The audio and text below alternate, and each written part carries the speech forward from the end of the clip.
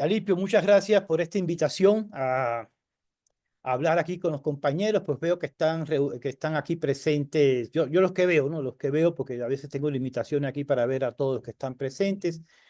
A Juan Francisco, que está de muy temprano, a Shanti y a Melissa, ¿no?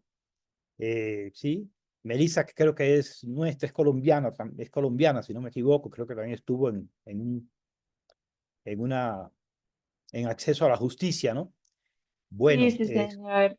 ah, bienvenida, Melissa, qué bueno reencontrarte por acá, ¿no? No sé si hay alguien más y no Igualmente. lo veo, no sé si hay alguien más y no lo estoy viendo en la pantalla, Juan José, Shanti y Melissa, ¿no? Que sí, Sí, de no hay momento nadie. son todos. Son todos. Bueno, en el momento, bueno, aprovechemos, bueno, hoy es un día que, bueno, yo digo, agradezco mucho el esfuerzo de todos ustedes, por lo menos aquí en Colombia es festivo hoy, ¿no? Es un día feriado, ¿no? No es un día de trabajo. Y agradezco mucho que creo que en otros países, espero que también, no sé o si es lo mismo o no, pero la idea es pues compartir algunas ideas. Agradezco que hagan este esfuerzo, ¿no? En un lunes festivo. Aquí en Colombia por lo menos está lloviendo a cántaros, ¿no? Lloviendo, mejor dicho, tormentosamente. Y entonces pues agradezco mucho el esfuerzo que hacen por estar aquí, ¿no? Estar aquí presentes, ¿no? Bueno, como ustedes saben, esta es una materia, ¿no? Electiva, es decir, que es motu propio, que cada cual la elige, ¿no? Dentro de los temas que le pueden interesar. Y el doctor Alipio me pedía el favor, ¿no? Que le hiciera una pregunta a ustedes un poquito antes de comenzar con lo que yo voy a hablar, que esto está pensado como para 1 hora y media, ¿no? Más o menos.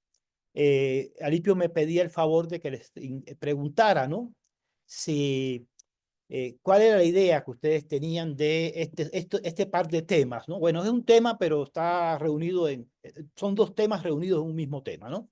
Viendo su relación, que es el derecho internacional humanitario y el derecho penal internacional. Bueno, ¿qué ideas, qué consideraciones nos merecen? Muy rápidas, de un segundo, muy brevemente. Le preguntaría a Juan José, Shanti, Melissa, nos merecen a nosotros, ¿qué consideraciones nos merecen a nosotros el derecho internacional humanitario? ¿Qué entendemos cuando hablamos del derecho internacional humanitario? Cuando hablamos del derecho penal internacional, ¿qué significación tienen, más que todo? ¿Qué significación tienen?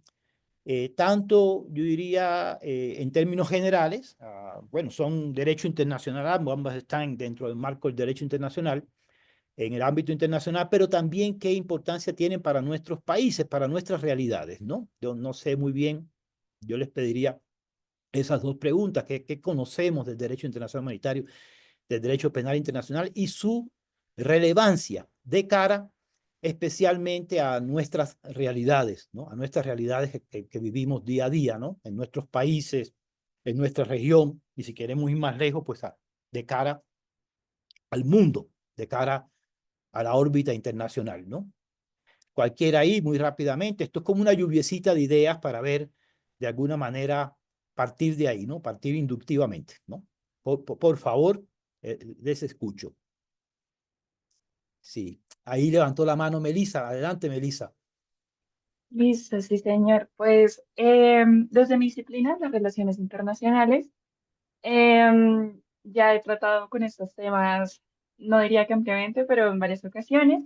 Cuando hablamos de derecho internacional humanitario, estamos hablando básicamente de las leyes que se supone deberían regir los conflictos y la Ujú. guerra. Ok, Ahí encontramos, por ejemplo, el Estatuto de Roma. Y en derecho penal internacional hablamos, si no estoy mal, desde dos instancias. Una que es donde están juzgados, se puede decir, estados, y otra que son personas, digamos, en la Corte Internacional de Justicia y la Corte Penal Internacional. ok, ok. Gracias, muchas gracias, Melissa, como siempre, ¿no? Muy esclarecedor. Vamos a escuchar a Shanti para después escuchar a Juan Francisco, sí. Adelante, Shanti. Muchas gracias. A mí me gustaría comentar, pues básicamente, que el derecho internacional humanitario, pues básicamente lo que busca es humanizar la guerra, imponiendo Ujú. pues un conjunto de reglas que logren reducir el sufrimiento y Exacto. pues exactamente como fin tiene preservar la vida y la integridad de todas las víctimas de guerra, ¿verdad?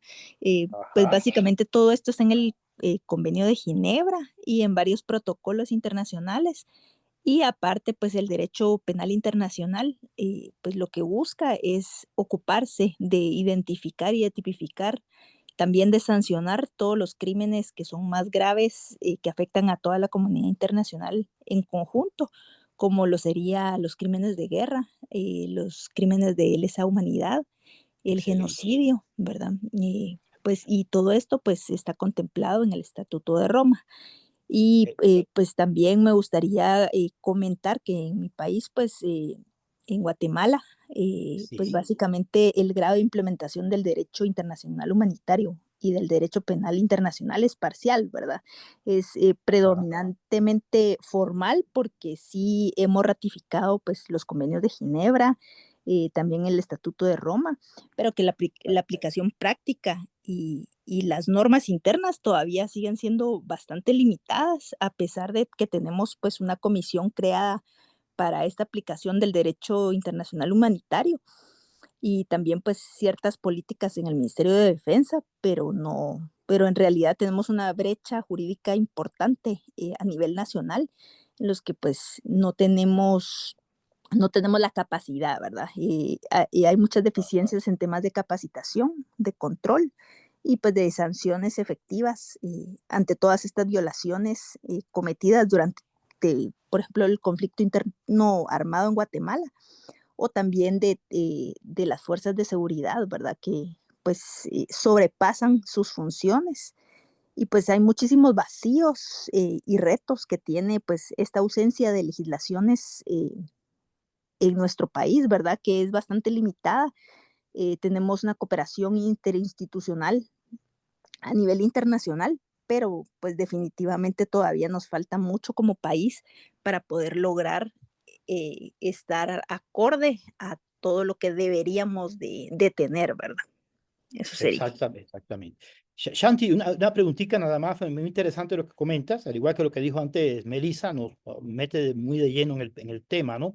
Cuando tú dices que falta mucho por aplicar, ¿te refieres a algún caso, podrías ilustrarlo con algún caso específico donde se vea que todavía a pesar de haber una comisión para implementación del derecho internacional humanitario y estar incorporadas esas normas de ambos, tanto el derecho penal como el derecho internacional humanitario al código, a la legislación interna de Guatemala. Cuando tú dices que hay todavía una brecha grande, ¿te refieres a algún caso en particular que lo pudiera ilustrar? Bueno, sí, de hecho aquí en Guatemala, pues luego del conflicto armado hubieron muchísimas violaciones a derechos humanos, ¿verdad? En tema Sí, pues hubo un genocidio de muchas sí, comunidades indígenas acá en Guatemala, correcto, en los que correcto. definitivamente, pues a pesar de que fue un conflicto interno, pero pues a Hubo la fecha. genocidio, sí, hubo Exacto. genocidio. A la fecha, pues no han habido realmente sanciones correctas, ¿verdad? Hay mucha falla en nuestro país en términos de legislaciones que pues ratificamos tratados, pero al final de cuentas no tenemos las políticas públicas acordes, no tenemos leyes acordes que puedan garantizar que haya una condena en este Correcto. tipo de violaciones. Entonces, ese podría ser tal vez uno de los ejemplos más claros en Guatemala y Sí, que no, pues sí lo vemos como algo bastante complicado.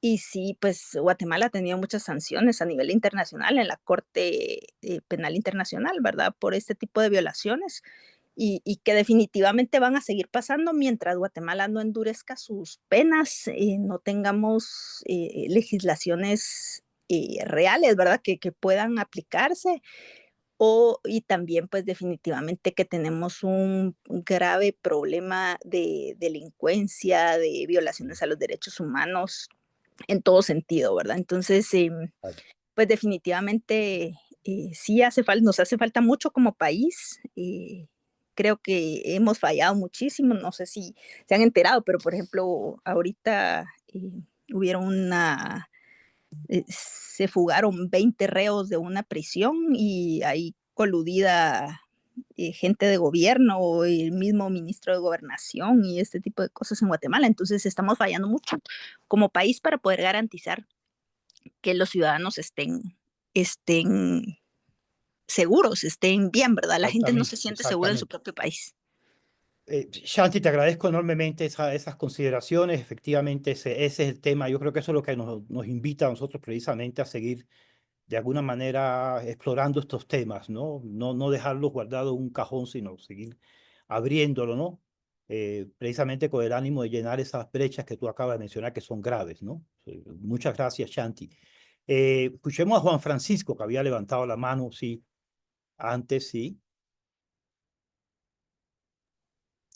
¿Qué tal? Buenas tardes. De antemano pido disculpas por el ruido.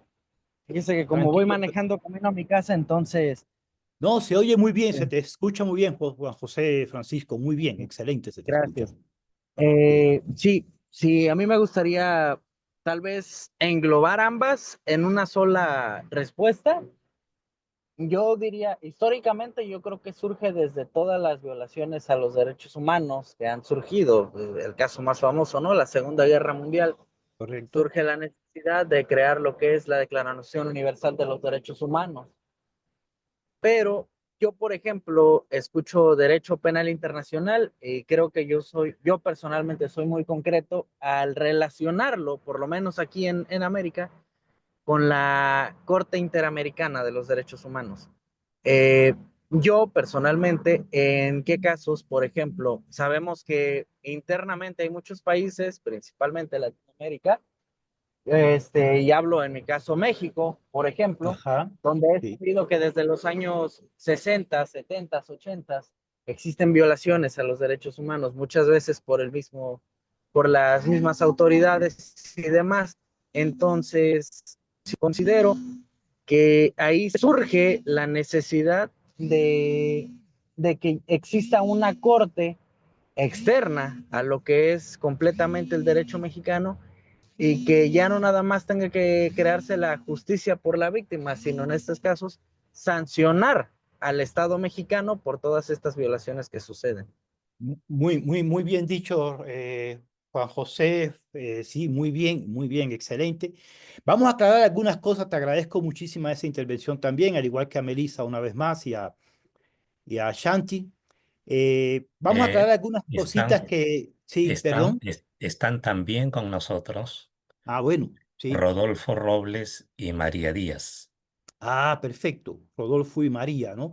Escuchemos, estábamos haciendo una pregunta a Rodolfo y María, me disculpan, es que yo no veo todos los participantes en mi pantalla, porque me va corriendo algunos, pero bueno, me gusta, habíamos hecho una pregunta general, exploratoria, sobre qué consideraciones o reflexiones nos despierta a nosotros el tema del derecho internacional humanitario, el derecho penal internacional. ¿Qué significación tienen para nosotros, especialmente para las realidades que vivimos hoy día en nuestros países, ¿no? En nuestra región, y si quieren ir un poquito más allá a nivel mundial, ¿no? Esa era la pregunta que habíamos hecho. Y bueno, ahí se había expresado Melissa, compañera nuestra, ella es compatriota colombiana. Había hablado Shanti, que es guatemalteca, de la realidad guatemalteca y la importancia muy interesante de las palabras que ella expresó. Y también habíamos escuchado a Juan José, de México, hablando también cómo esto también hay digamos, problemas, ¿no? Retos, ¿no? Que se despiertan frente a estos dos sistemas de normas, ¿no? Internacionales, a la luz del auge también, hablaba él, de las violaciones de derechos humanos que ocurren en México y vienen ocurriendo hace mucho tiempo atrás, y el tema del auge también de la delincuencia, bueno, algo a lo cual también se había referido de alguna manera Shanti, ¿no? En su intervención. Entonces quisiera escuchar no sé quién quiere hablar primero, si María o si Rodolfo, ¿no? Cualquiera de los dos.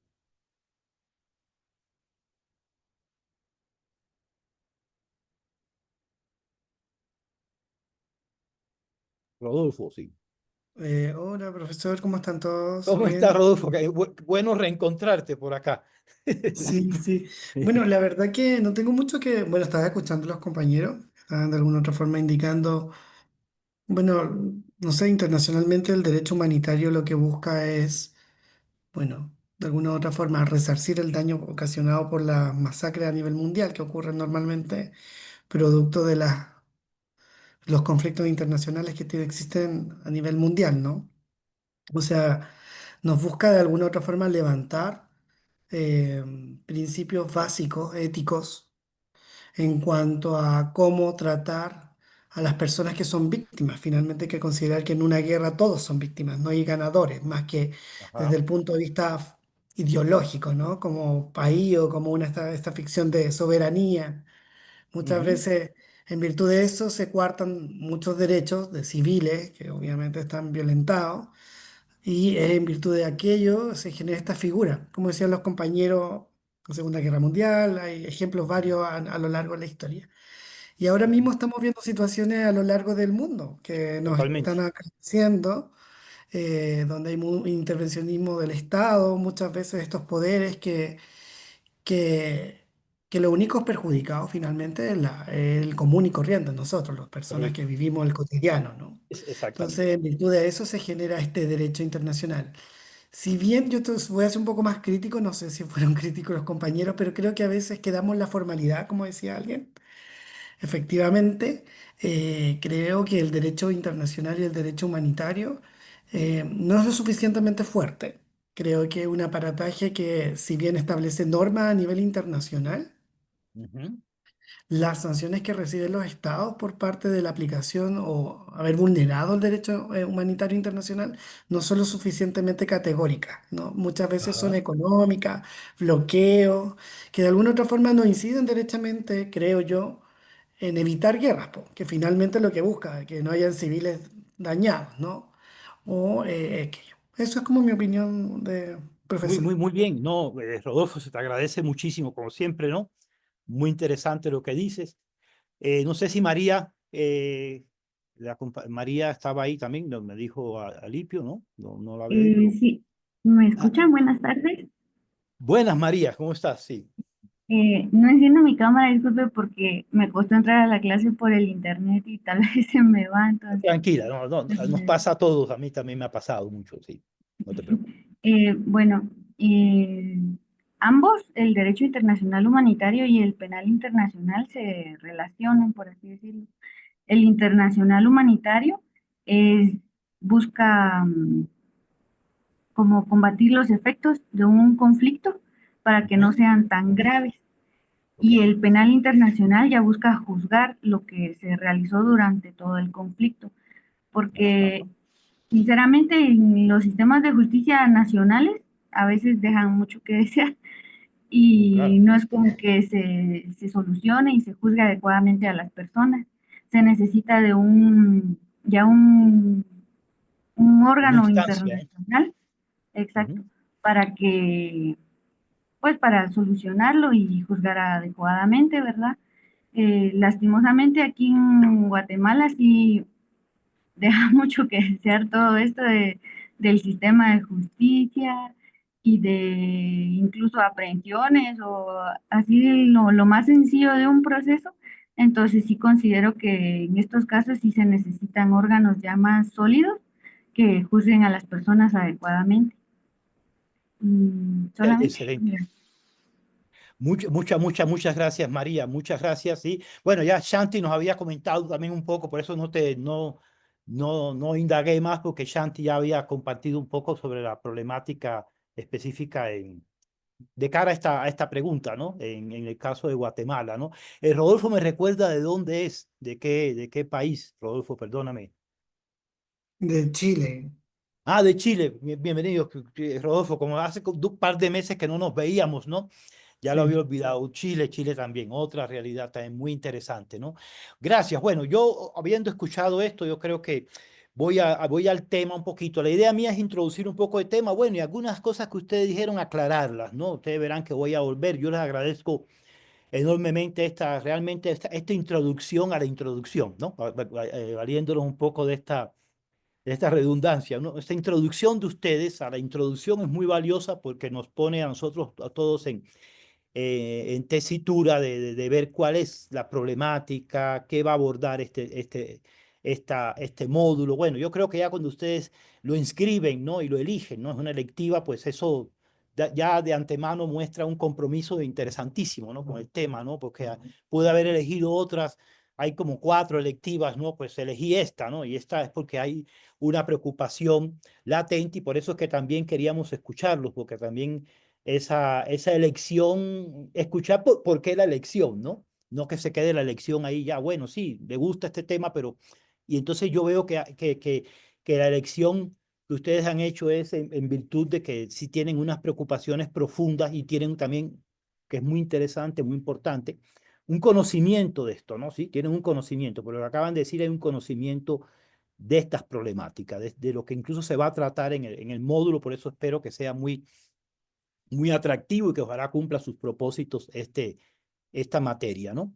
Bueno, vamos a ver, ustedes pueden ver que voy a centrarme sobre todo en el derecho internacional humanitario, pero también obviamente refiriéndome al derecho penal internacional.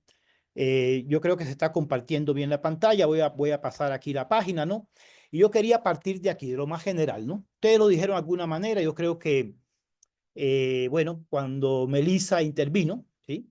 Melissa hizo algunas referencias a esto que voy a decir ahora, ¿no? ¿Sí? Que me parece que muy importante. Lo primero que tenemos que tener en cuenta, y esto, bueno, más allá de toda yo ya después me iré refiriendo un poquito a la problemática internacional y de alguna manera también la nuestra colombiana, que es la que más conozco, algunos apuntes nada más, ¿no? Porque desde luego esto es una charla de muy poco tiempo, muy limitada en el tiempo, pero bueno, yo quisiera mostrarles esto primero, este cuadrito que ustedes ven acá, ¿no? Efectivamente, cuando hablamos del derecho internacional humanitario o del derecho penal internacional, lo primero es que hay que tener en cuenta que estamos hablando de 2 ramas, vamos a decir 2 ramitas, hay como un tronco, ¿no? Dos ramitas que pertenecen a esto que se llama el derecho internacional. Obviamente, vamos a decir otra aclaración mayor. Cuando hablamos del derecho internacional, ustedes saben muy bien que el derecho internacional tiene 2 esferas que están hoy día cada vez más conectadas. No me voy a meter en ese lío, pero ustedes lo saben también seguramente, ¿no? Hay dos esferas del derecho internacional, que son el derecho internacional público y el derecho internacional privado. Recordando algunos conceptos básicos que yo creo que todos los seres humanos los manejamos de alguna manera por la información que tenemos ya, el derecho internacional privado es aquella parte del derecho internacional que tiene como sujeto, ustedes saben que el derecho ordena una realidad, el derecho a través de las normas, el derecho establece regulaciones, establece obligaciones, establece también derechos, ¿sí? Legítimos para los actores que el derecho regula, ¿no? Entonces, el derecho internacional privado, no estoy hablando de público, es privado, como lo dice la palabra, tiene que ver con los sujetos privados. ¿Quiénes son los sujetos privados? Bueno, de alguna manera lo somos nosotros también, los individuos, ¿sí? Nosotros tenemos transacciones privadas que no se hacen solamente en Guatemala, soy guatemalteco con una guatemalteca, ni solamente en Chile con etcétera, ¿no? Así que trascienden, ¿no? Supongamos ya en la misma esfera de las relaciones interpersonales puede haber problemas, ¿no? Litigios, controversias, dificultades que pueden surgir entre una persona, si alguno de ustedes, por ejemplo, no sé, Rodolfo, que es chileno, se casa con una mujer, estoy especulando acá, se casa con una mujer que es, no sé, libanesa, del Líbano, pues seguramente todo esto, muchos de los arreglos, ¿no? Para compartir sus bienes, unificar sus bienes de un país a otro, pues van a tener que ver con una regulación que va a estar a cargo del derecho internacional privado, ¿no? Porque tiene que ver, o también el tema, por ejemplo, el tema de las multinacionales, como para poner el ejemplo más importante hoy día de cara al tema de los derechos humanos, las multinacionales, las empresas privadas multinacionales, transnacionales, como queramos llamarlas, ellas se rigen en sus transacciones comerciales a nivel mundial por el derecho internacional privado. ¿Pero por qué? Porque las empresas multinacionales son empresas privadas, no son estatales, son privadas. Ellas no no tienen que ver con el tema público, ¿no? Sino privado. Digo esto para separar un poquito. Entonces tenemos también el derecho internacional público. Y el derecho internacional público, como ya lo dice la palabra público, tiene que ver con las regulaciones, las transacciones, las obligaciones, los derechos también de los estados. ¿No? Cuando hablamos de derecho internacional público, estamos hablando de especialmente de las obligaciones que tienen los estados, ¿no? Básicamente, ¿no? El derecho establece, ustedes lo saben muy bien, establece, cuando hablamos del derecho como rama de organización, de ordenamiento jurídico, nos estamos refiriendo sobre todo a las obligaciones. Obviamente, si hay obligaciones de los estados, hay actores que tienen entonces derechos frente a esas obligaciones, ¿no? Expectativas. Muy bien. Entonces, dentro del derecho internacional público, que es muy amplio, hay muchas ramas, pero aquí ustedes pueden ver en este cuadrito, que yo les puse aquí, en la presentación, aparecen 4 ramas del derecho internacional público. 4 ramas.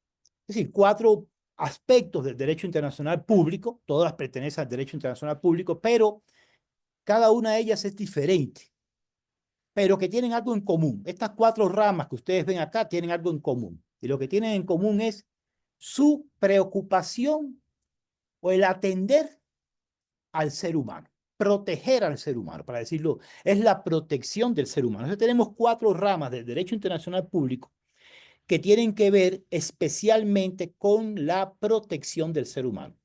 Pero van a proteger al ser humano en diferentes circunstancias, contextos y estableciendo ciertos límites en esas obligaciones, por ejemplo, ¿no? Por eso no es bueno confundirlas.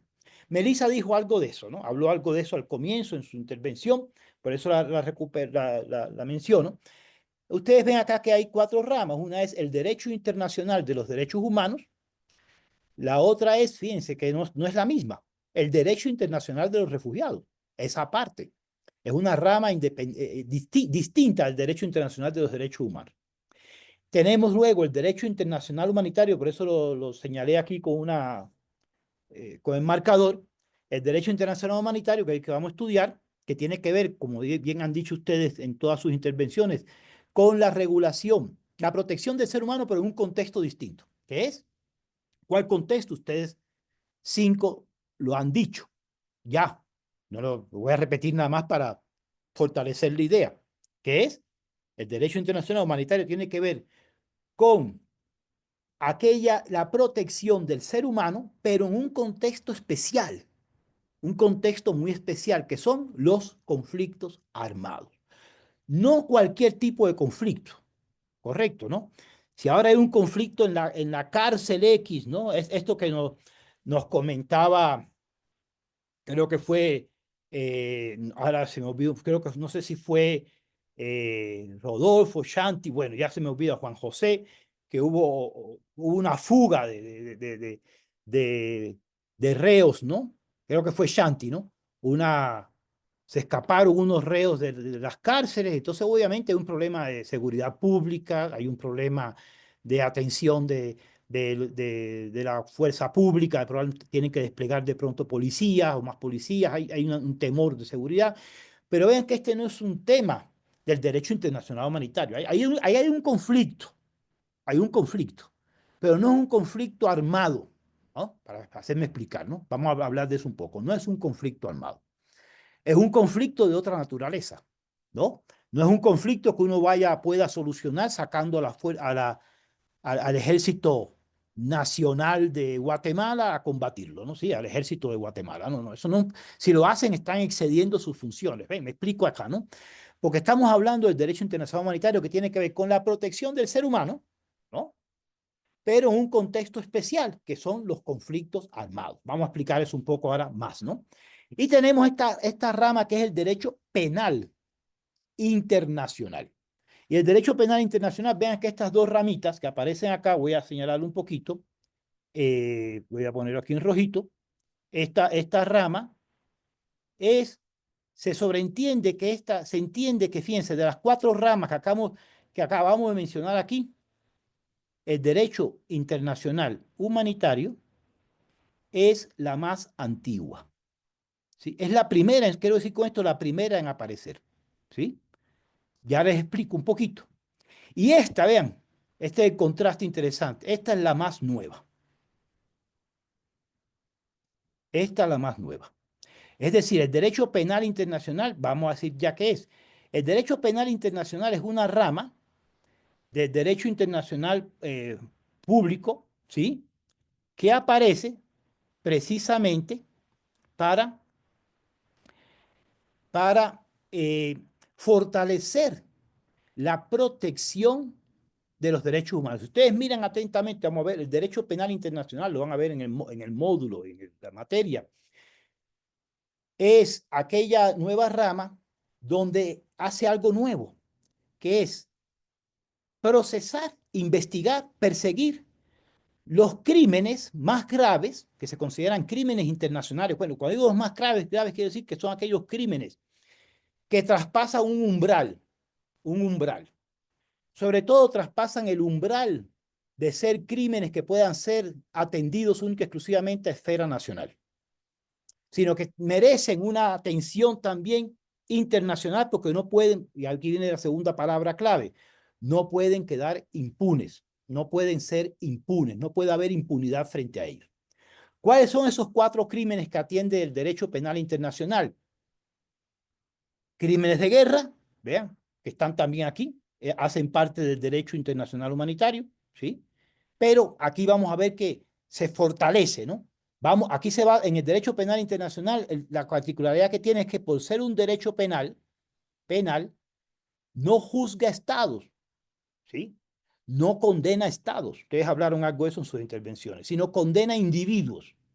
Busca que también los individuos, vamos a poner por caso, ¿no? Que alguien como Netanyahu, vamos a poner este ejemplo, pueda rendir cuentas, ¿sí? Ante un tribunal penal internacional por crímenes. No Israel. Obviamente, ustedes saben que el proceso de Israel, paréntesis que yo hago, porque de eso alguna de ustedes habló ya en las intervenciones previas, Israel está procesado, condenado por genocidio Israel, el Estado de Israel, por genocidio ante, fue Melissa que habló de esto, ya recupero, está condenado ante la Corte Internacional de Justicia. Ven, Corte Internacional de Justicia no es la Corte Penal Internacional. La Corte Internacional de Justicia procesa a estados, ¿no? El responsable es el Estado, ¿no? ¿Quién es el Estado? Ustedes lo saben mejor que yo, el Estado es una entidad, ¿no? Es una entidad, no es un individuo, no es una persona jurídica, para decirlo de alguna manera, no es una persona natural, como Alipio que está ahí o yo, ¿sí? El Estado es una entidad jurídica. Entonces, la Corte Internacional de Justicia condenó a Israel por el crimen de genocidio. ¿Ven? Pero resulta que condenar a Israel, ¿qué tal si Israel no hace nada, no? Perdone. Última diapositiva, perdone. ¿Qué tal que Israel no haga nada, no? Como ha pasado históricamente muchas veces. Entonces, la Corte Penal se encarga de juzgar al individuo, en este caso al señor Netanyahu, ¿no? Al señor Netanyahu.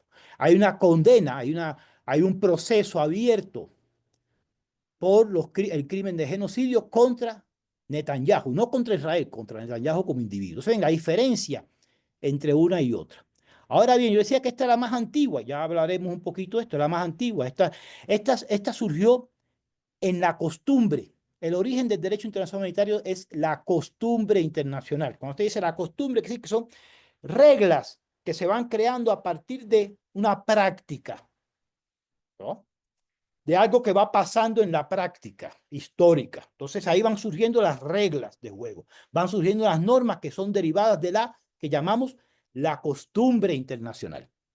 Pero obviamente el derecho internacional humanitario, como ustedes van a ver, el derecho internacional humanitario tiene un origen en la costumbre, es muy antigua, ¿no? Muy antigua. Ustedes han leído los libros seguramente hay un filósofo chino allá antiquísimo, Sun Tzu, escribió sobre derecho internacional humanitario, pero en el siglo XVII, XVI, hubo una serie de pensadores que también plasmaron sus consideraciones sobre esas costumbres de la guerra que son las normas del derecho internacional humanitario. Por ejemplo, Hugo Grocio. Pero todo eso es muy antiguo, pero diríamos que se empieza a codificar. Codificar quiere decir plasmarse en reglamentos, en normas internacionales a partir del año 1864. ¿Ve? Cuando aparece, ¿qué? El primer convenio de Ginebra. Pero usted decía, el derecho penal internacional es la más nueva de todas, es la rama más nueva, porque esta apareció ¿cuándo? ¿En qué año? Si alguno de ustedes me dice cuándo. ¿Alguien recuerda cuándo? Año 1900. Vean, 98. 1998. Es muy reciente, ¿no?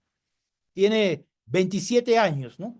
Pero entró en vigor en el año 2002, quiere decir que realmente la Corte Penal Internacional, el Estatuto de Roma, como bien dijo Melissa y algunos de ustedes también, Shanti y demás, escuché oírselo, a partir del 2002 entró en vigor las normas que regulan, es decir, entró en funcionamiento la Corte Penal Internacional, porque realmente el derecho penal internacional no hace otra cosa que establecer la figura de una corte, un tribunal nuevo, que es el Tribunal Penal Internacional, que queda en La Haya. ¿Ven?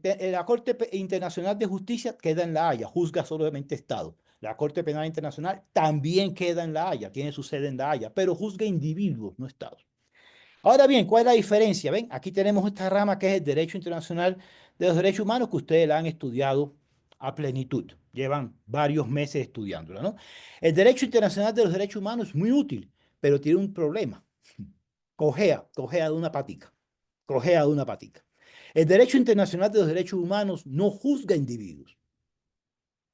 Ya ustedes lo saben bien. ¿Juzga a quiénes? ¿A quiénes condena el Derecho Internacional Humanitario? A los estados. Porque el Derecho Internacional de los Derechos Humanos tiene que ver con las obligaciones de los estados frente a nosotros, frente a los individuos, ¿no? Somos los ciudadanos. Cuando el Estado comete alguna violación de derechos humanos que debe estar previamente establecida, ¿en dónde? Algunos instrumentos, ustedes los conocen, Declaración Universal de Derechos Humanos de 1948, pero a partir de ahí toda una serie de tratados, los pactos internacionales de derechos civiles y políticos, y derechos económicos, sociales y culturales, y a partir de ahí toda una serie de tratados. Pero además existen, ustedes lo saben muy bien, unos sistemas regionales, uno de los cuales es el que nosotros hemos estado estudiando, que es el Sistema Interamericano de Derechos Humanos. El Sistema Interamericano de Derechos Humanos, perdonen aquí, se me va esto aquí cuando muevo un poquito ya.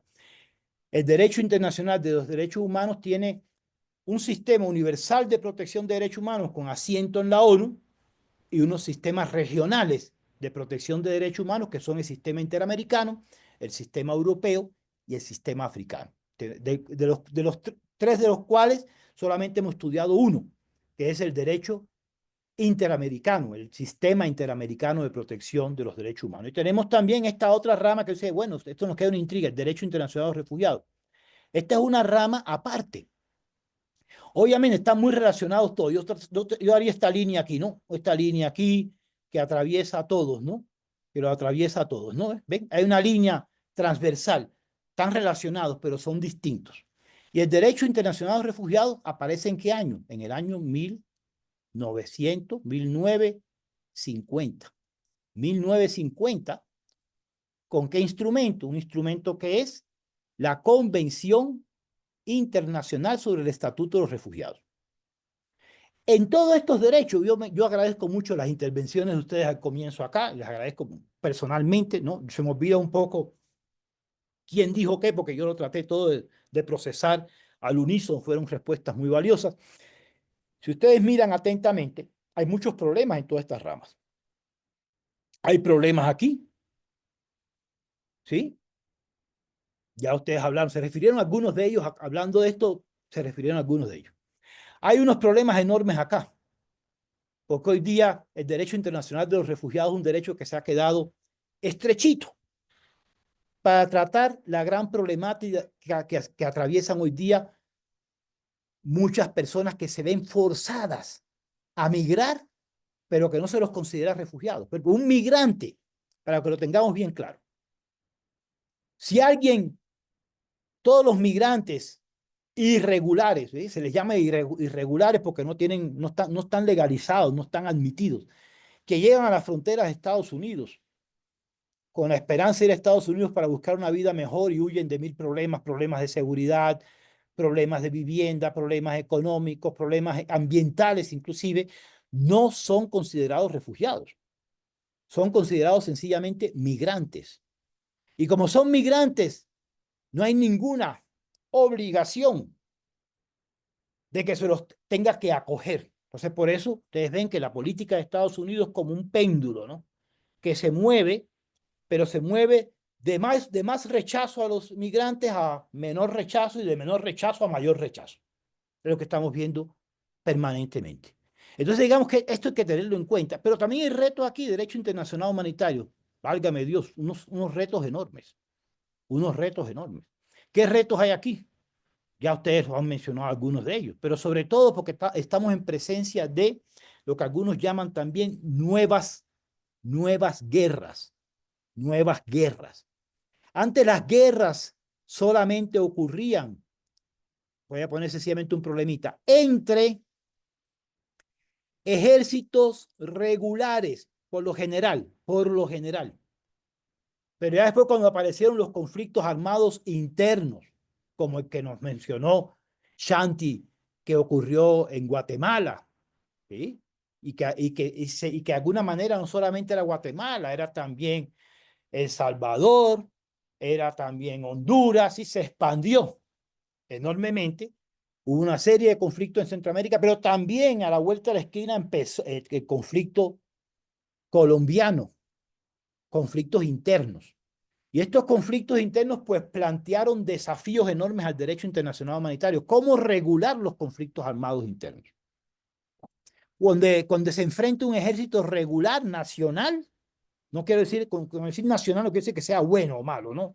No tiene que ver con valoraciones morales, sino que es un ejército que obedece a un Estado, a la política de un Estado. Y un ejército que no es regular, no es estatal, por ejemplo, guerrillas, organizaciones guerrilleras armadas. Entonces eso planteó muchos retos y todavía lo sigue planteando, pero resulta que algunos autores, algunos académicos hablan también de que hay nuevas guerras. Por ejemplo, el fenómeno este de usar mercenarios en las guerras, que se está utilizando hoy día en la guerra rusa-ucraniana. Los ucranianos están enviando, incluso la Unión Europea envía eso que le llaman voluntarios. Willings, ¿no? Eso es falso, no son willings, son mercenarios. Los están enviando a Ucrania para enfrentarse a... Entonces, mercenario es un ente privado. ¿Ven? Ahí viene el problema. Entonces, ¿cómo tú puedes regular el comportamiento de un actor privado, de una compañía privada de seguridad, una compañía militar privada? ¿Cómo tú lo puedes hacer que respete algo que pertenece al derecho internacional público? Donde, como yo le decía a ustedes, si es público es porque hay unas obligaciones estatales. ¿Sí? ¿Me explico hasta ahí? Ahí hay desafíos enormes. Entonces, en estas nuevas guerras donde hay también, por ejemplo, hoy día hay actores del narcotráfico, actores organizados casi militarmente, aunque no son estados, están organizados militarmente y plantean enormes desafíos a los estados, como es la misma delincuencia organizada, el narcotráfico, las bandas criminales. Entonces esto plantea unos retos enormes para el derecho internacional humanitario. ¿Cómo regularlo cuando se pensó el derecho internacional humanitario se pensó a escala estatal? Nueva realidad, retos. Aquí también unos enormes retos. Derecho penal internacional, porque resulta que el derecho penal internacional se pensó para, como le digo, fortalezcamos estas tres ramas, fortalezcámosla, ¿no? Que ya no solamente tengan que comparecer los estados para reparar a las víctimas, lo cual no deja de ser muy importante, sino que también acudan a un tribunal los responsables individuales. Esa fue la meta, fortalezcamos los derechos humanos. Pero resulta que aquí también hay muchas debilidades. El derecho penal internacional está, ustedes pueden ver acá, que Netanyahu, aunque tenga orden de captura por la Corte Penal Internacional, ¿qué hace él? Coge un avioncito y bordea todos los países donde estarían obligados a aprehenderlo, y llega a Estados Unidos, que no ha ratificado el Estatuto de Roma, entonces allá lo reciben con aplausos. Los reciben con aplausos, sí, en el Congreso y en la Casa Blanca con un fuerte abrazo. Venga, señor Netanyahu, yo lo quiero mucho, ¿no? Ven, hablemos aquí amistosamente. Hay una cena muy buena aquí que vamos ahorita a compartir con unas copas de vino además, ¿no? Para que hablemos, ¿no? Hablemos un poquito, dice, chévere, ¿no? Qué bueno, ¿no? ¿Sí o no? Correcto. Eso es uno, pero también entonces hay muchos estados cómplices que pueden llegar. Los criminales están en su casa y aunque hayan ratificado el Estatuto de la Corte Penal Internacional y están obligados a extraditar a la persona que tiene orden de captura, no lo hacen. No lo hacen, ¿no? Entonces aquí hay unos retos enormes.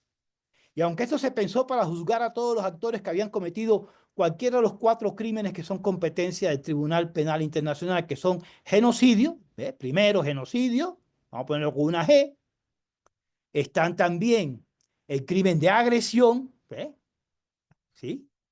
Correcto.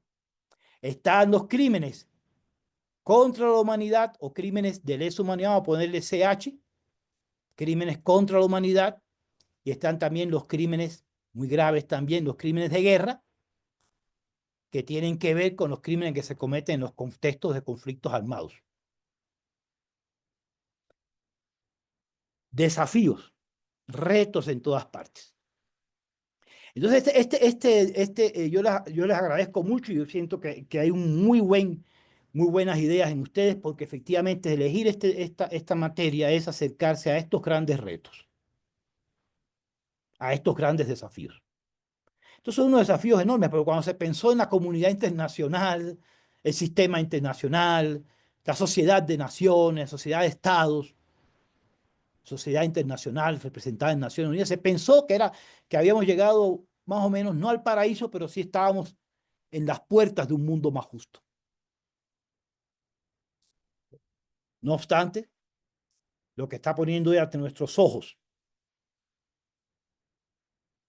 la realidad internacional es duro. Recuerden a esta chica, Greta Thunberg, en la flotilla para ir a socorrer, a hacer una acción humanitaria, la cogen prisionera en aguas internacionales, eso es ilegal.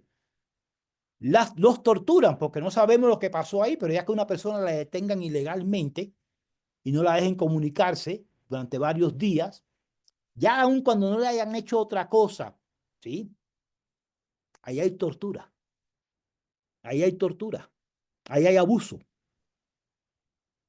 Y sin embargo, no pasa nada. Los estados no, que son los que tienen que asumir el papel. Lo dijo Greta Thunberg, siendo una mujer, una niña, prácticamente una niña. Lo dijo. Nuestros líderes, ella dijo claramente, nuestros líderes no me representan. Ahí es donde está un problema serio de democracia. Ahí hay un problema brutal de democracia. Porque los estados están ahí porque representan a sus ciudadanos y ciudadanas. Y las organizaciones internacionales están ahí porque representan a los seres humanos. No porque sean ciudadanos aquí, seres humanos de cualquier lugar, todos. Y sin embargo, la representatividad de ellos está en el piso. Es una basura. Es cháchara. Es bla, bla, bla, bla. Y muchas veces ni siquiera con el bla, bla, bla son consecuentes. Esa es la gran tristeza. Entonces, bueno, aquí ven los desafíos que hay acá.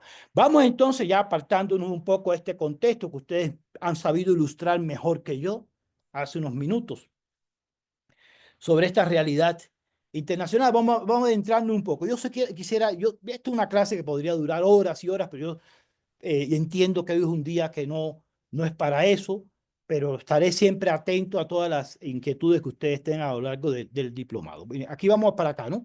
Yo siempre con mis estudiantes, ¿no? Yo soy profesor de la Universidad Javeriana, perdonen, pero algunos me conocen ya.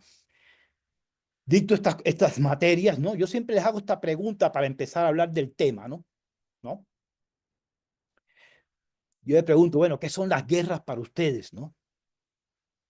¿Qué distingue una guerra de cualquier otro tipo de conflicto violento? Yo voy a decir, porque yo no voy a hacer estas preguntas a ustedes porque no tendríamos tiempo, ¿no? Yo demoro en esto, me tomo más de una hora, ¿no? Con mis estudiantes razonando estas cosas, ¿no? Pero como hicimos hoy, para escucharles, ¿no? Y desde luego, como hicieron ustedes, salen unas respuestas formidables, estupendas, para debatir el tema. Yo digo, ¿qué son las guerras? Veamos, ¿qué son las guerras? ¿Qué diferencia una guerra de otro tipo de conflicto violento?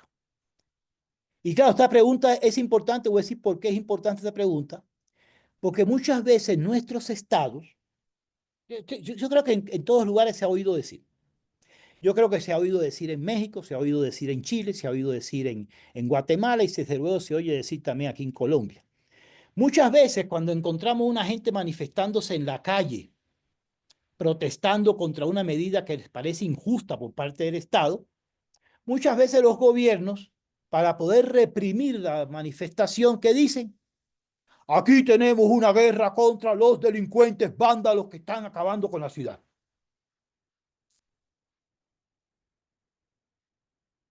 ¿Cómo que tenemos una guerra contra?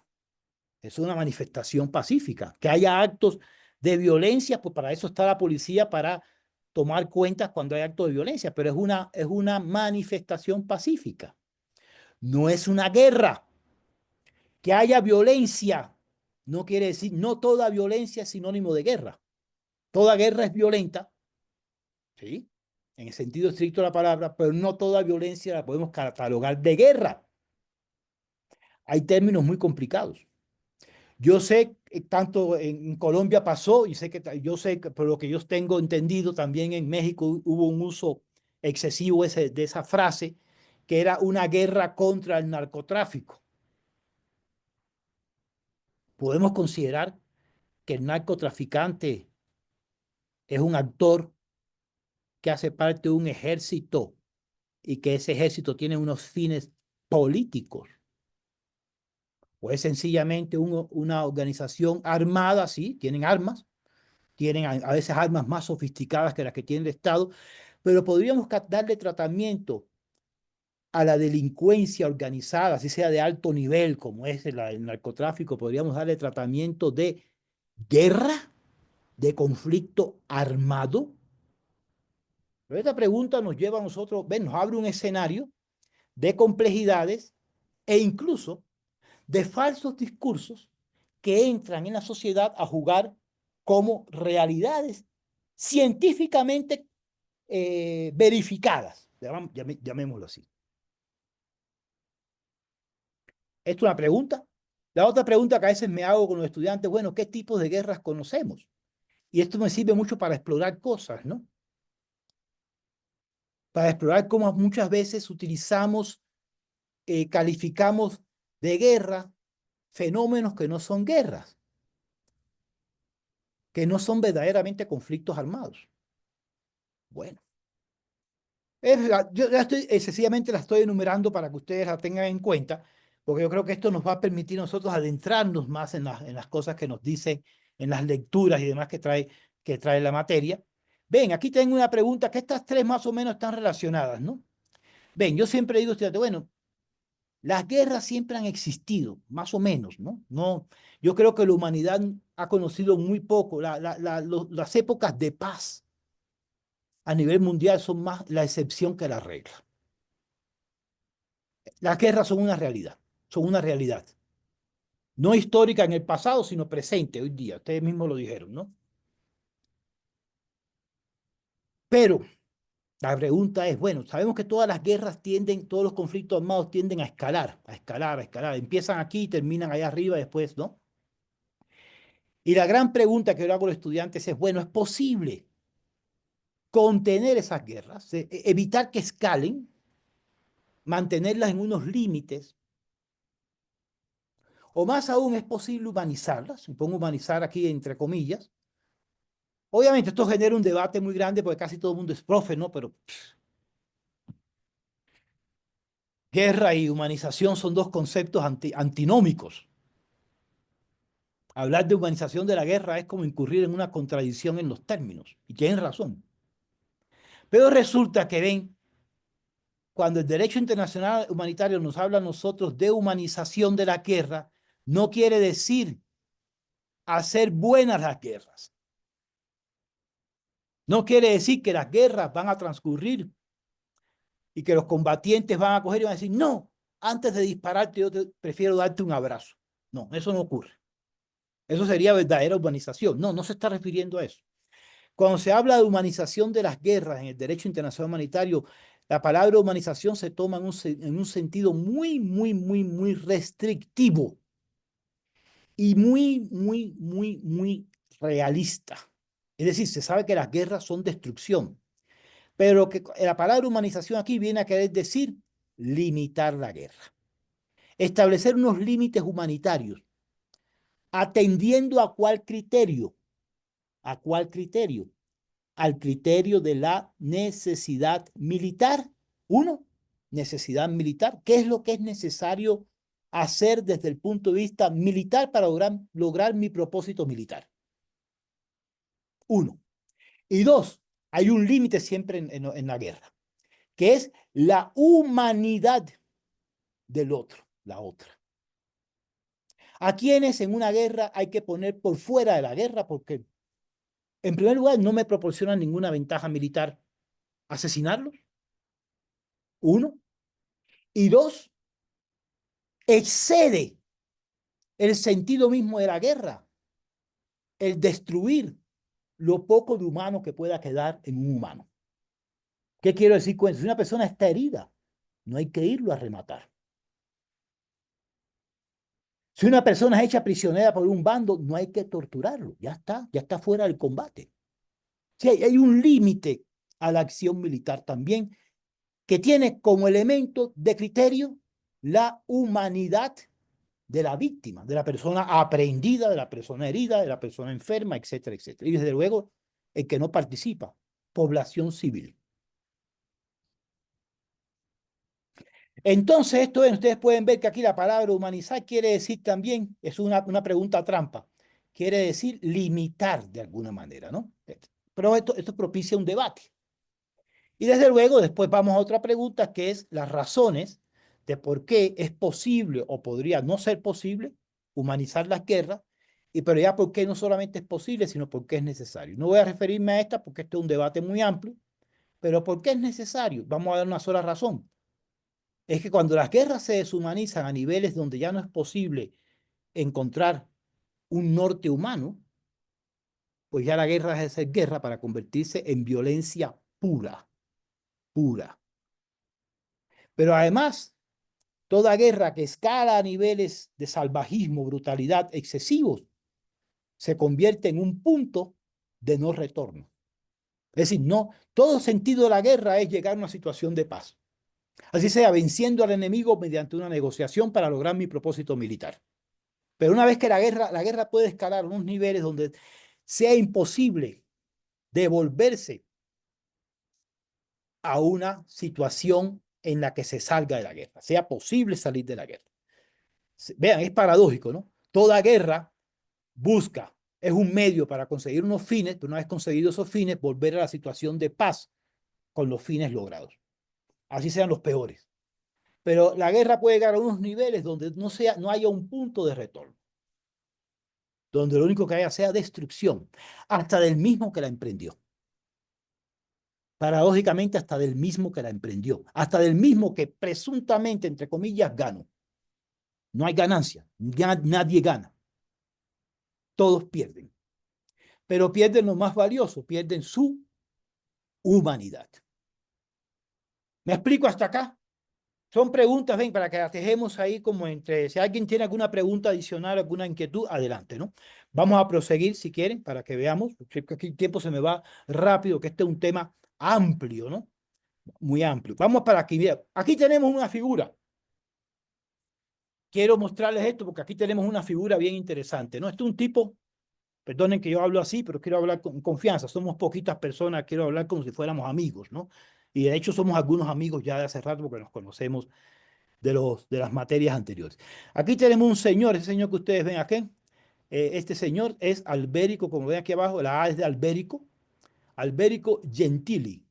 Alberico Gentili fue un pensador y un jurista del siglo XVI. Siglo XVI, vean cuánto tiempo atrás. Este hombre tuvo la brillante idea, pero no solo él, esto hace parte de todo un movimiento intelectual del siglo XVI y XVII, donde una serie de autores, de juristas, se plantearon una pregunta muy interesante. Yo quiero dar esto como contexto, porque ustedes tienen en la primera sesión que ya pasó, o en esta, creo que, o en la segunda, creo que, no me acuerdo, las preguntas se me mezclan, hay una pregunta por ahí que habla de esto, del jus ad bellum y el jus in bellum, ¿no? Hay una pregunta que tiene que ver con estos dos temas, ¿no?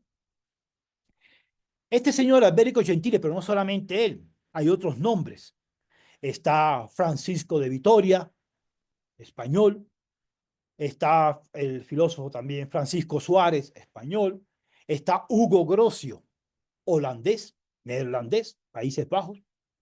Y por ahí para allá hay otra serie de autores muy interesantes que yo no me voy a meter ahora a exponer. Pero bueno, cojo a Alberico Gentile porque es el que más claro lo planteó.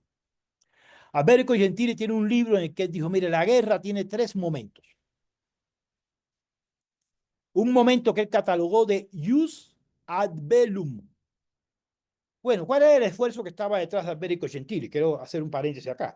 Y el esfuerzo de todos estos pensadores se esforzaron a lo largo de toda su trayectoria vital e intelectual de someter algo que era tan salvaje, tan cruel como eran las guerras, someterlas al derecho. Vean, ¿no? Si ustedes lo miran, yo quiero un paréntesis, esto es algo extraordinario, es algo casi que utópico. ¿Cómo así que someter aquello que es lo más salvaje, que es la guerra, someterla al derecho? Ven, la gran pregunta es, ¿la guerra se puede someter al derecho? Aun cuando sea lo más salvaje, ese salvajismo, esa brutalidad puede ser contenida, puede ser regulada por el derecho. Esto es una utopía, casi, eso sonó como una enorme utopía a los ojos de los contemporáneos de ellos, pero lo hicieron, ¿no? Y entonces dijeron, sí, la guerra se puede someter al derecho. Y entonces pensaron que cómo se desarrolla una guerra. La guerra tiene tres momentos. Tiene un momento que es cuando inician, cuando alguien emprende la acción de atacar a otro y el otro responder, ¿no? Es el momento del inicio de la guerra. Pero hay otro momento que es el momento en que la guerra ya se desplegó. Ya, la guerra está ahí, ¿no? ¿Sí? Y entonces, bueno, y hay un momento en que la guerra termina. Y entonces esos tres momentos eran muy importantes porque, ¿qué sucede? Ellos consideraron que no toda guerra, todo actor armado, todo el que inicia una guerra, intenta justificar por qué hace la guerra. Por ejemplo, ustedes saben muy bien que Netanyahu, vamos a poner, esto no es guerra, eso para mí es genocidio, pero voy a ponerlo como ejemplo, me perdonan, ¿no? Pero voy a ponerlo como un ejemplo para manejar lo que es más evidente que tenemos hoy. Cuando Netanyahu empieza la guerra a atacar, a bombardear Gaza, bombardeo. Empieza a bombardear Gaza, civiles. ¿Cuál es la justificación de Netanyahu? Es que el 7 de octubre de 2023 los terroristas de Hamas atacaron Israel y se llevaron unos rehenes. Entonces mi respuesta es justificada. Voy a atacar, ¿sí?, a Gaza.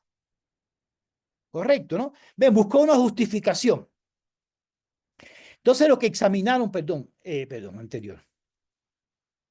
Perdón, esto me equivoqué. A ver. Lo que trató este señor fue, bueno, él y otros autores, desde luego, es de establecer cuáles eran las razones válidas para hacer uso de la fuerza entre estados. Bueno, en este momento era entre estados, ¿no? Y a eso le llamaron jus ad bellum, que quiere decir derecho a la guerra, derecho a hacer la guerra. ¿Cuáles son las razones válidas o no válidas, que no se pueden admitir, para que un actor, en este caso un Estado, ataque a otro Estado. Utilice la fuerza como medio para solucionar un conflicto interestatal. No sé si soy claro hasta ahí, ¿no?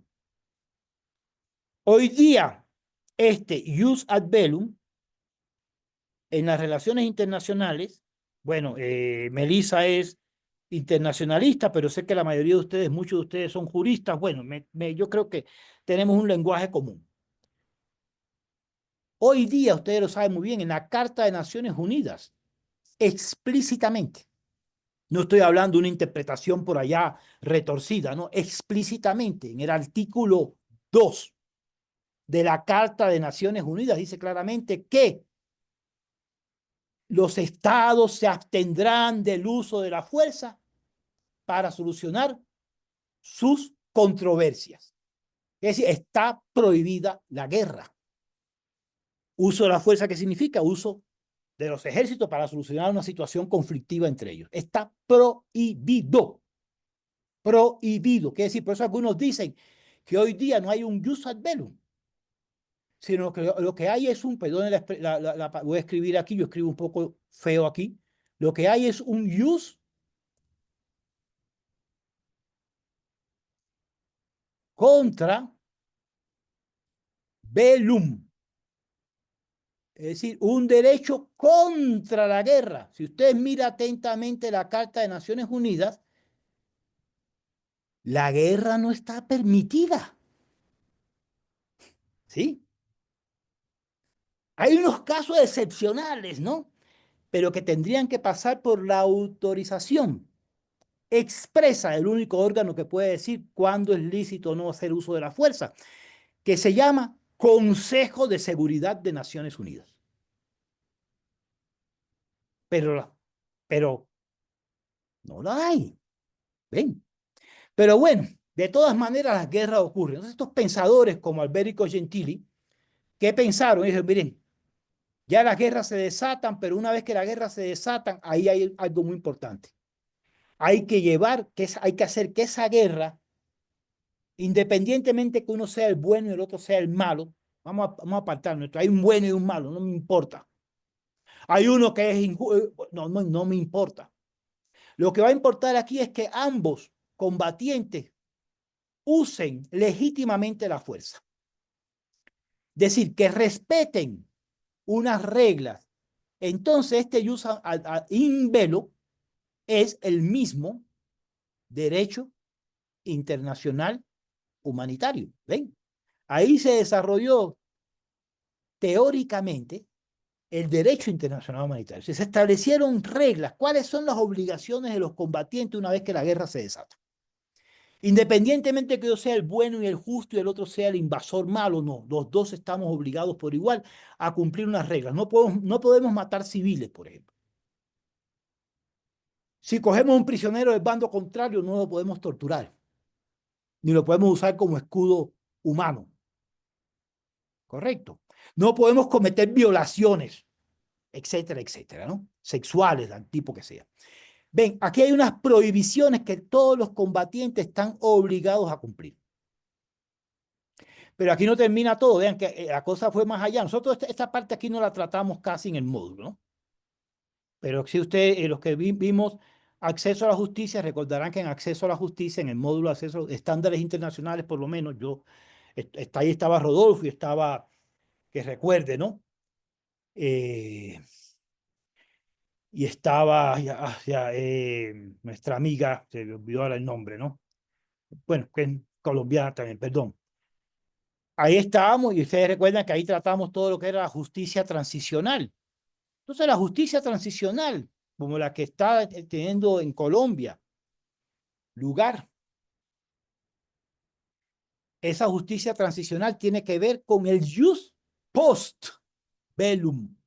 Y una vez que termina la guerra, para que la guerra, incluso para evitar que la guerra vuelva a ocurrir, y que toda guerra futura haya también algo que no se pueda repetir.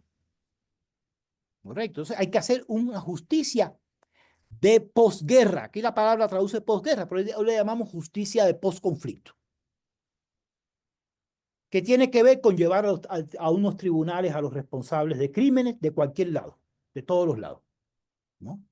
En el caso de Colombia, si fue un integrante del ejército el que cometió la violación, pues tiene que comparecer ante un tribunal, por lo menos a rendir cuentas. Si fue un guerrillero, también. Si fue un paramilitar, también. ¿Por qué? Porque eso impide, eso hace que haya algo de justicia y al mismo tiempo algo de reparación para las víctimas. ¿Sí? Me explico acá, ¿no? Y vean que esto no es nada nuevo. Hay cosas nuevas, desde luego.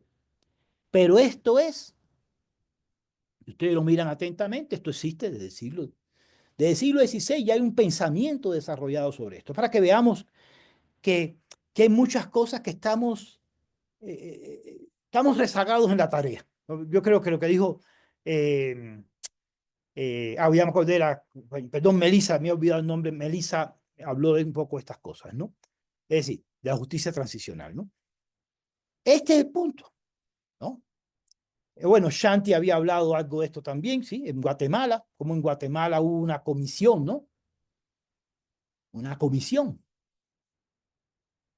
¿Y hasta dónde cumplió? ¿Va? Quiere decir, ¿qué falló? ¿Qué falló en Guatemala? Falló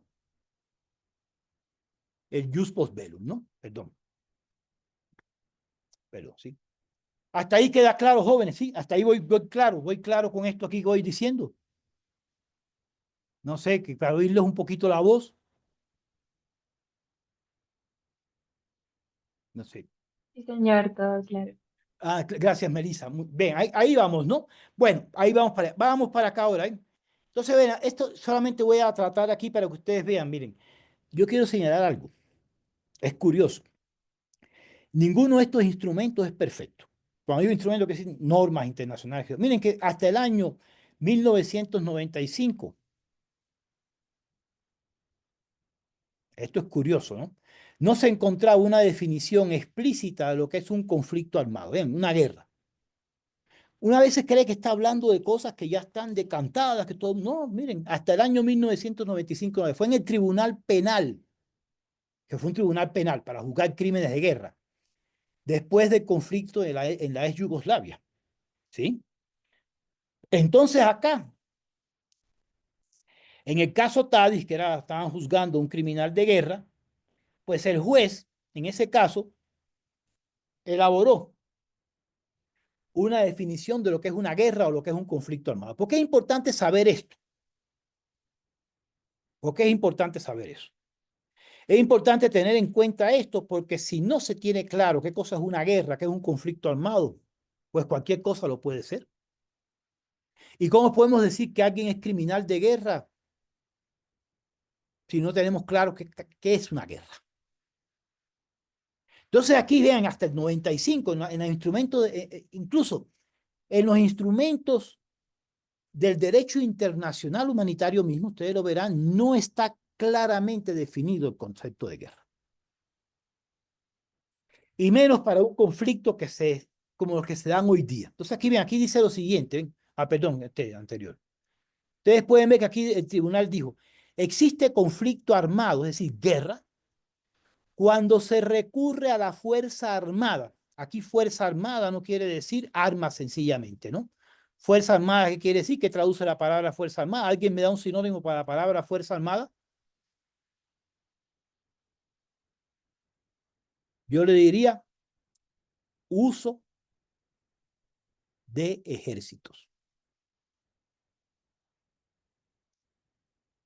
Bueno, perdone la letra aquí, ¿no? Sí. Uso de ejércitos, ¿no? Uso de ejércitos en plural, ¿no? Si un conflicto armado no quiere decir solamente uso de armas, atención a esto, ¿no? Es uso de ejércitos. Porque el ejército implica una organización militar con unas reglas. Ustedes ven que cualquiera no puede ser militar. Yo no puedo decir que el tipo de la esquina es un militar, porque ese tipo no recibió entrenamiento militar, no se educó en las reglas militares, no obedece un mando superior, no porta uniforme. Entonces, El delincuente de la esquina, así se armen todos los delincuentes, empiezan a matar personas, Dios no lo quiera, pero eso sería una guerra, ¿no? Eso es una organización de delincuentes que hay que someter de otra manera. Pero bueno, cuando hablamos de conflicto armado es cuando se recurre a la fuerza armada, al uso de ejércitos. Pero ¿entre quiénes? ¿Ven? Primera condición, entre estados, o también puede ser cuando hay una violencia armada arraigada, sí, enfrentamiento entre ejércitos, pero de mucho tiempo atrás, profunda, entre las autoridades estatales, el ejército estatal, y grupos armados organizados al margen de la ley, podríamos decir, guerrilla, otros grupos. O entre tales grupos armados organizados dentro de un estado. Puede pasar. El estado ya colapsó, pero están armados dos partes que no son Estado, no son el Ejército Nacional, están enfrentados entre ellos. En Colombia se ha pasado. Guerrilla y paramilitares. Melissa lo puede ahí, si yo estoy diciendo algo equivocado, Melissa le doy toda la autorización para que me corrija. Pero así es. ¿Ven? Aquí hay una definición de lo que es un conflicto armado. Cualquier otra situación que no recoja estas características de acuerdo al derecho internacional humanitario, estamos en un caso problemático. ¿De acuerdo? Bien, vamos a ir terminando, porque creo que el tiempo va corriendo, me quedan 10 minuticos. Tenía mucho más preparado, pero vamos a ir, pero esto es como una introducción para que ustedes, quiero darle unos minutos a ustedes para que también quieran intervenir. Bien, viene la pregunta de oro, ¿no? ¿Sí? ¿Qué es el derecho internacional humanitario? ¿Qué es? ¿No? Aquí tenemos una definición, yo la voy a leer sencillamente, ¿ve? Eso no hace falta que es muy sencilla, dice, ¿ve? El derecho internacional humanitario es el conjunto de normas. Normas, lo que es una norma, ¿no? Ustedes lo saben muy bien, ¿no? Una norma no es una norma jurídica, ¿no? Establecida, ¿no? Es el conjunto de normas que hacen parte del derecho internacional, ¿no? Pero no es el derecho nacional, no es el derecho de Guatemala, el derecho de Colombia, el derecho, sí, están incorporados ahí, pero hace parte del derecho internacional. Que es una obligación, establece obligaciones para todas las partes en el mundo. ¿Correcto? No para este país o para aquel, no, para todos. Es el conjunto de normas del derecho internacional que son de origen tanto convencional quiere decir que surgen en tratados, pero también consuetudinario, origen también consuetudinario. ¿Qué cosa quiere decir consuetudinario? Originadas, como le dije anteriormente, en la costumbre. Estas normas están destinadas, como dice aquí la definición, a regular. ¿Qué es decir regular? ¿Qué es decir establecer reglas? ¿No? De estricto cumplimiento. A regular los conflictos armados, tanto internacionales como de carácter no internacional. Ambos. Tanto los que ocurren entre estados como los que ocurren dentro de un estado, entre el estado y una parte de la sociedad organizada o de un ejército organizado contra el estado, ¿no? Ahora bien, viene lo más interesante, tienen como propósito, vean aquí por eso lo subrayé, humanizar estos conflictos, la humanización de estos conflictos. Bien, humanizar aquí no quiere decir si vamos a abrazarnos, vamos a jugar fútbol, vamos a pasear, no. Aquí humanizar quiere decir limitar, restringir la libre elección entre las partes enfrentadas en cuanto a métodos, medios y objetivos de combate. Es decir, limitar, no todo objetivo de combate es válido. No todo medio de combate, toda arma quiere decir es válida. No todo método de conducir las hostilidades es válido, ¿no? Limitar esto, establecer reglas precisas sobre esto, prohibiciones, para ser más exacto. Y también lo que es más humanitario de esto, proteger, brindarle protección a las víctimas. Muy rápidamente, aquí voy a recapitularlo, vean aquí, ¿no? Destaquemos los elementos esenciales. Primero, son reglas o normas no nacionales, sino que hacen parte del orden jurídico internacional, del derecho internacional público, que tienen un doble origen, ¿ve? Eso es muy importante. No solamente se originan en tratados, que quiere decir, yo soy un estado que no ratifiqué el tratado tal, convenio de Ginebra, por lo tanto yo me excluyo de cumplir con esas normas. No, porque estas normas se originan no solo en los tratados, en los convenios, en los acuerdos, sino también en la costumbre. Ustedes saben que la costumbre internacional tiene un carácter que se llama, ¿cómo se llama ese carácter? Jus. Las normas de la costumbre internacional son normas jus Ustedes lo saben de los módulos anteriores, de las materias anteriores. Jus cogens. ¿Qué significa ¿qué significa jus cogens? Significa derecho, normas imperativas. Imperativas, así que hay que obedecerlas porque hay que obedecerlas. ¿Me explico ahí? Tienen incluso prevalencia sobre cualquier ley nacional que se quiera sacar en contra de ellas para no cumplirlas. Son imperativas. Bueno, no me puedo extender mucho a explicar todo este intríngulis jurídico, pero yo creo que en la materia, en las respuestas de ustedes y en los foros vamos a poder discutir más, ¿no? Ven, ¿qué regulan? ¿Cuál es el ámbito de aplicación de este derecho? ¿Qué regulan? Regulan los conflictos armados con carácter internacional entre estados, como el conflicto entre Rusia y Ucrania, internacional, o los conflictos armados con carácter no internacional, como el que tuvimos en Colombia, o tenemos todavía de alguna manera en Colombia, el que ocurrió en Guatemala, que nos habló muy bien nuestra compañera, pues los nombres se me van un poco, bueno, ahí está, ¿no? ¿Cuál es el propósito de este derecho internacional humanitario? Es humanizar estos conflictos, pero aquí humanizar se entiende la utilización, ¿cómo humanizar? A través de dos medios, dos formas. Primera, limitar la elección de medios, la libre elección, ¿no? De medios, métodos y objetivos de combate entre las partes. No toda arma es válida, se prohíben ciertas armas, pero las armas químicas, bacteriológicas, etcétera, se prohíben el uso de ellas, se prohíben las minas antipersonas. No todo medio, no toda arma es válida, no todo método. Por ejemplo, las armas trampa, las armas que usan perfidia no están permitidas. Y no todo objetivo de combate entre las partes es válido. No se puede atacar a la población civil, no se puede atacar a un herido, no se puede atacar un bien civil, como un hospital, por ejemplo. Y la más importante de todo, brindar y garantizar la protección de las víctimas.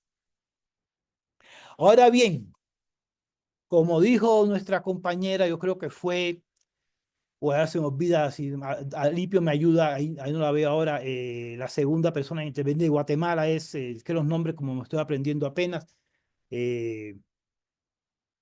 no sé si alguien me acuerda el nombre, Melissa la veo aquí, María, quien intervino después de Melissa fue, bueno, ya no la veo. Bueno, alguien aquí me dijo al comienzo algo de esto, ¿no? Estaba Shanti, ¿no? Ah, Shanti, que gracias, Shanti fue la que habló, sí, perdónenme ahí, se me olvidan porque como no veo todos los nombres, se me olvidan y lo estoy usando apenas ahora. Sí, Shanti habló algo de esto, ¿no? De la protección, decíamos nosotros, la necesidad de proteger a las víctimas, ¿no? Es decir, en derecho internacional humanitario se trata también de brindarle protección. ¿Qué es protección a las víctimas? Ponerlos por lo menos fuera del alcance de las hostilidades que están en el combate, que se llevan a cabo en el combate. Bueno, yo dejaría aquí mi intervención porque para oírlos un poquito ustedes, ya llevo hora y media hablando, ¿no? Me puedo hablar más porque yo incluso tenía algo más amplio, pero bueno, yo creo que con esto de una pequeña introducción, tenerlo en cuenta. Ah, bueno, perdón, ya me acuerdo lo que dijo Shanti, disculpen, que es muy importante para esto. Bueno, ustedes ven todo este derecho internacional humanitario, ¿no? Obviamente, ustedes se hacen la pregunta, ¿quién es el encargado de hacer cumplir cuando un actor armado viola el derecho internacional humanitario? ¿Quién es el encargado de hacer que el actor armado que violó en la guerra este derecho internacional sea llevado a juicio y cumpla la condena prevista? ¿Quién es el encargado cuando esto ocurre? Es una pregunta interesante, ¿no? El encargado del propio Estado. Aquí está el problema. El encargado de hacer cumplir esto a los actores armados es el propio Estado del cual hace parte el ejército. Me explico hasta acá, ¿no? ¿Sí? Entonces, como ustedes sabemos, los estados tratan de proteger a sus propios soldados, ¿no? No los van a condenar por algo que hicieron malo, porque muchas veces van a decir, no, que yo mismo fui que le di la orden que lo hiciera. Entonces aquí viene el nexo con el derecho penal internacional. Por eso existe el derecho penal internacional y por eso el derecho penal internacional incluyó dentro del catálogo de crímenes que persigue o procesa los crímenes de guerra. Porque era muy consciente cuando surgió de que los estados muchas veces no condenan ni hacen pagar a los actores que estaban defendiendo sus propios intereses, no los hacen pagar por los crímenes de guerra que cometieron o por las violaciones al derecho internacional humanitario que cometieron en la guerra. Entonces, por eso hacía falta un órgano internacional por fuera de los estados, por encima de los estados, que hiciera que los actores que han cometido graves crímenes de guerra paguen por sus crímenes. Y esa es la Corte Penal Internacional. Bueno, dejaría yo mi intervención. No sé si hay algunas preguntas, ¿no?, que ustedes quieran hacer, algún comentario. Si no, Sí, en nada. relación con el jus cogens, que finalmente que es como esta costumbre que constituye derecho o imperativo en este caso, Ajá, imperativos exacto. Categóricos que están establecidos como mínimos en los tratados y acuerdos.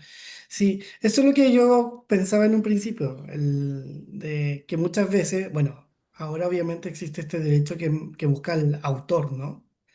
Ujú. Que Sí, generó la individualista, violación del derecho individualista, sí. humano, claro. Ujú. Pero antes, claro, pues durante la historia, antes de que existiera la Corte Penal, eh, claro, los estados muchas veces quedaban en eso, finalmente no había una sanción real. Entonces, No, creo que con la creación, que es reciente, evidentemente, de la Corte Penal, sí, muy reciente, puede haber un cambio en eso al perseguir realmente a los creadores de los genocidios a nivel actual. exacto, Eso. exacto. Muchas gracias, Rodolfo. Lo que dices es supremamente valioso, ¿no? Supremamente valioso. Bueno, no sé si habrá alguien más. Yo no veo ninguna mano levantada. Yo dejaría aquí mi intervención porque esto estaba pensado, no sé, Alipio, si me equivoco, para hora y media, ¿no? ¿Sí?